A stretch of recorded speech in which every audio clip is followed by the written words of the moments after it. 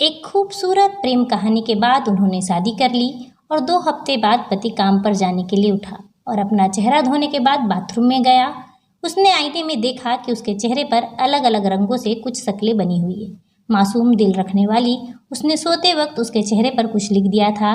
उसने इसे बड़े प्यार से अंजाम दिया था। वो उस पर हंसने के लिए तैयार थी। सुबह वह उसके पीछे दौड़ेगा, उसे पकड़कर उसके गाल पर चुटकी लेगा, फिर उसे कसकर गले लगाएगा, उससे कहेगा कि वो उससे बहुत प्यार करता है। फिर वो दोनों पूरा दिन उसके चेहरे पर हंसेंगे। लेकिन उसके पति ने गुस्से में अपना मुंह धोया और फिर किचन में कॉफ़ी पीने के लिए चला गया, जो वह रोज़ सुबह पिया करता था। उसकी पत्नी आज कॉफ़ी बनाना भूल गई थी, क्योंकि वह उससे थोड़ा सा झगड़ना चाहती थी। अपने पति के लिए कुछ रोमांस की उम्मीदें जो उसे हमेशा फिल्मों में देखा था और किताबों में पढ़ा था। पर जब उसे कॉफ़ी नहीं मिली तो वह उसे गुस्से में होकर उसके पास आया। वह उस पर चिल्लाया, उसे तब तक थप्पड़ मारता रहा जब तक कि वह जमीन पर नहीं गिर गई, और कहा, मैंने तुम्हारे साथ खेलने के लिए शादी नहीं की। मैं एक आदमी हूँ, छोटा बच्चा नहीं हूँ। मैंने एक परिवार बनाने के लिए तुमसे शादी की है, ताकि सभी की नज़रों में मैं एक आदमी बन सकूँ। पागल हो क्या तुम? प्यार और रोमांस की कहानियों की तरह जीना चाहती हो? जागो जागो। तुम किसी फिल्म की हीरोइन नहीं हो। जो कहानियाँ तुम पढ़ा करती हो वह सब खत्म हो चुकी है। कहानियों से घर नहीं बनेगा, ना खाना बनेगा, और ना ही कहानियों से तुम्हारे बच्चों को नहीं पालोगी। वह बेचारी मासूम बीवी खड़ी रो रही थी और अपने दुपट्टे से अपने आंसू को पोंछ रही थी। पति ने उस पर चिल्लाते हुए कहा, आज मैं अपने दोस्तों को लंच पर बुलाऊंगा। मैं चाहता हूँ कि जब वह यहाँ आए तो सारा खाना तैयार हो जाए। तुम समझ गई ना? तो तुझ पर अफसोस हो। वो उस वक्त खुद को ऐसे आदमी के रूप में देख रहा था कि जिसकी पत्नी उसकी इच्छाओं पर चलती है।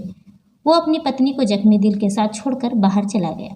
वह खड़ी इतनी जोर जोर से रो रही थी कि वह ठीक से सांस भी नहीं ले पा रही थी। वह जल्दी से दोपहर का खाना तैयार करने लगी। उसकी आंखों में से बराबर आंसू बहते जा रहे थे।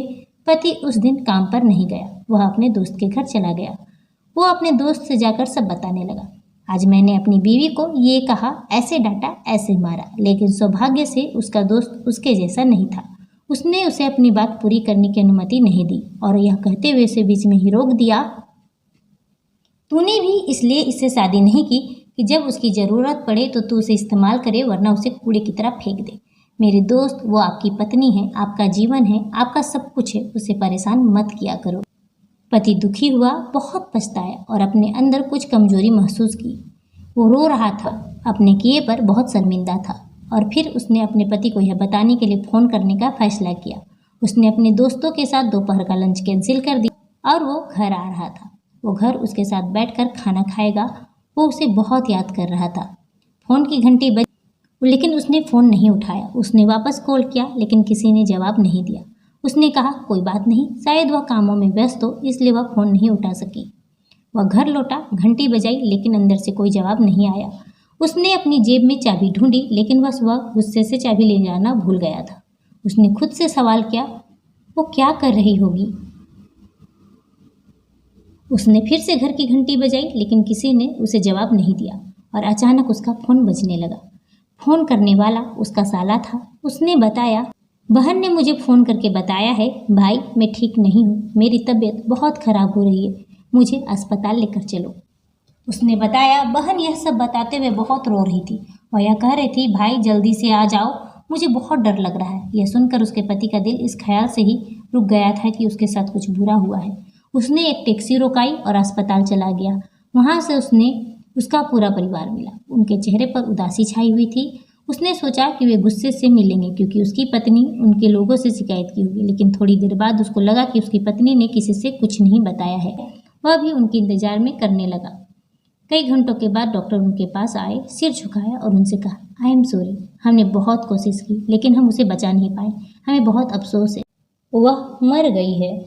शाम को पति अपनी पत्नी के भाई से दूसरी चाबी लेकर आया। ताला खोलकर घर के अंदर गया तो टेबल को ढका हुआ पाया। उसने टेबल पर से कपड़ा हटाया। टेबल बहुत ही स्वादिष्ट व सुंदर तरीकों के पकवानों से डिश से लगी हुई थी।